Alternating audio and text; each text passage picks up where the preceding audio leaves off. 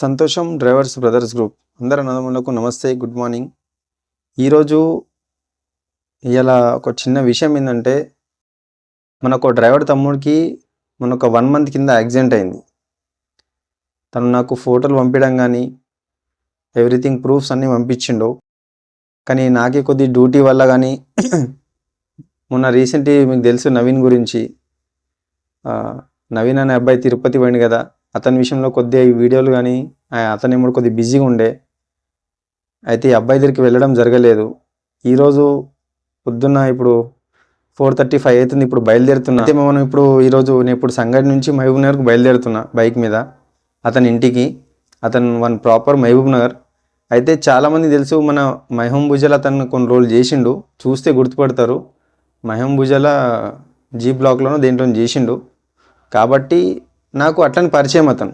కాబట్టి అతను ఫోన్ చేసి చెప్పిండు యాక్సిడెంట్ అయినప్పుడు అతని పరిస్థితి బాగాలేదు.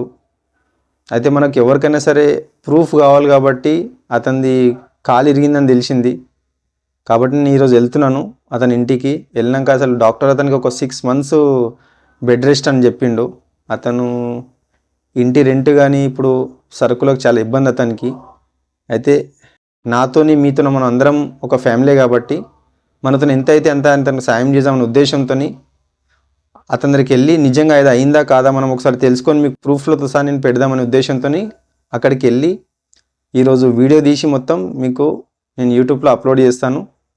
ఎవరెవరితో అతనికి హెల్ప్ చేయాలనుకుంటున్నారో సేమ్ మనము చాలా కొన్ని విషయాలలో మీరు నాకు ఒకరి తల్లికి కానీ కొందరు విషయంలో యాక్సిడెంట్ అయినప్పుడు నాకు చెప్పినప్పుడల్లా మీరు అందరు హెల్ప్ చేసిండ్రు. మీతో ఎంతైతే అంత ఇచ్చేస్తే మనము ఆ టైంలో అతను పోయి కలెక్షన్ చేసి నేను ఇద్దాం అనుకుంటున్నాను. ఆ ఉద్దేశంతో అక్కడ వెళ్తున్నాను. ఎందుకంటే ఏ డ్రైవర్ కూడా అన్నదమ్ములకు ఇబ్బంది వస్తే నేను ఉంటానని ఒక భరోసా ఇస్తాను, కాబట్టి ఆ దారానే మనకు ఫోన్ చేస్తారు ఎవరైనా. కాబట్టి ఆ నమ్మకాన్ని పొడగొట్టొద్దనే ఉద్దేశంతోనే ఈ వీడియో తీసి నేను బయలుదేరుతున్నాను మహబూబ్ నగర్కి. అక్కడ పోయి వచ్చినాక మీకు మళ్ళీ ఒకసారి నేను వీడియో తీస్తాను. Okay, thank you.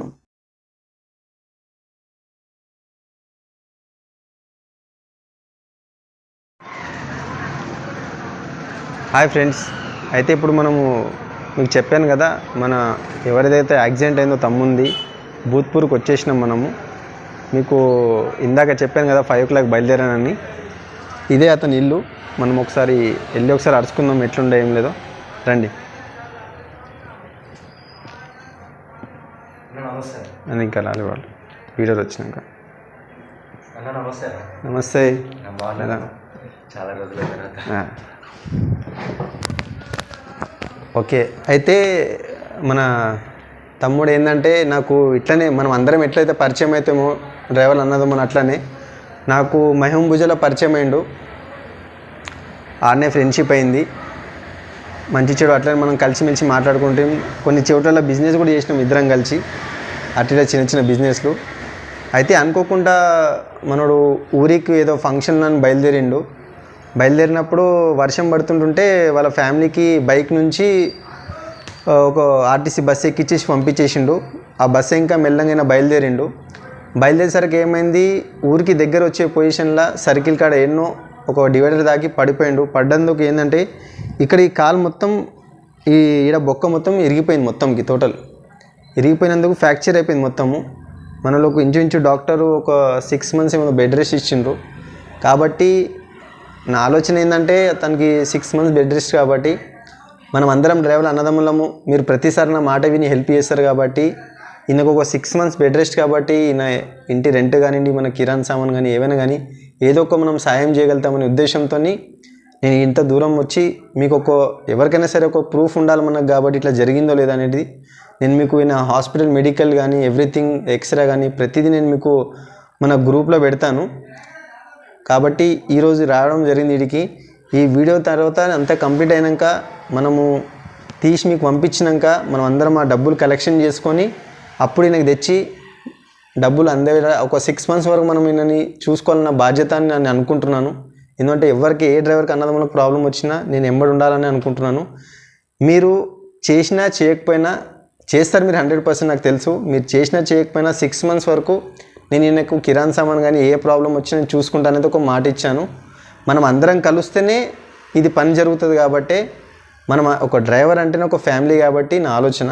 ఒకసారి ఆయన కూడా ఒకసారి మనం తెలుసుకుందాం ఎట్లా జరిగిందో, ఒకసారి ఆయన మాటలు కూడా తెలుసుకుందాం. ఓకే, చెప్పండి అసలు యాక్సిడెంట్ ఎట్లా అయింది? నమస్తే అన్న, నా పేరు రమేష్, నేను డ్రైవర్ని. అయితే సంతోష్ అన్నకి నాకు ఒక చాలా సంవత్సరాల నుంచి పరిచయము. ఈ గ్రూప్లో జాయిన్ అయ్యి నేను దగ్గర ఒక 2 నుంచి 3 సంవత్సరాల వరకు జాయిన్ అయ్యింటి. అయితే ఇదివరకు ఎవరికో ప్రాబ్లం వస్తే మేము పైసలు సెండ్ చేసేవాళ్ళం. ఇవాళ నా టైం బాగాలేక నేనే ఇట్లా అవ్వాల్సి వస్తుందన్న చాలా వరకు. ఇంకోటి ఫస్ట్ ఆఫ్ ఆల్ ఇంత దూరం వచ్చి చూసినందుకు, వచ్చి కలిసినందుకు థ్యాంక్స్ అన్న ఫస్ట్ ఆఫ్ ఆల్.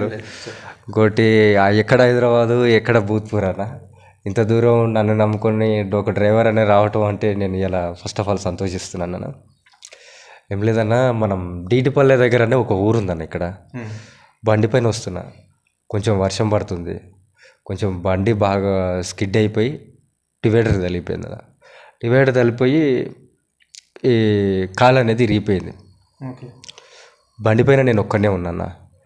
అయితే పడిపోయిన తర్వాత ఒక 20 నిమిషాల తర్వాత మన రోడ్డు పైన డ్రైవర్లే అన్న, అన్నమాట చెప్పాలంటే మన డ్రైవర్లే అందరు వచ్చి అరే ఏమైంది అని వచ్చి పక్కకు తీసి నా జేబులో ఆర్సీ, డ్రైవింగ్ లైసెన్స్ చూసి అబ్బాయి హైదరాబాద్ అబ్బాయి కదా అనుకొని అన్నీ చెక్ చేసి నా ఫోన్లో కాంటాక్ట్ చూసి వాళ్ళే హాస్పిటల్ జాయిన్ చేసిరన్న. వాళ్ళే కాంటాక్ట్లో మా వాళ్ళకి అందరికి ఫోన్ చేసిర్రు. ఫోన్ చేయగానే మా వాళ్ళు గిట్ట ఒక అర్ధగంట సేపట్లో హాస్పిటల్ కాడికి వచ్చిరన్న. ఇక హాస్పిటల్నే ఉండి అన్నీ ట్రీట్మెంట్ చేసుకున్నా. ఒక 4 నుంచి 5 రోజుల వరకు వాళ్ళ గిట్ట కొంచెం ఆపరేషన్ తొందర చేయలేదు, నొప్పులు భరాయించలేక నేను గిట్ట ఎవరు కాల్ చేయలేదు.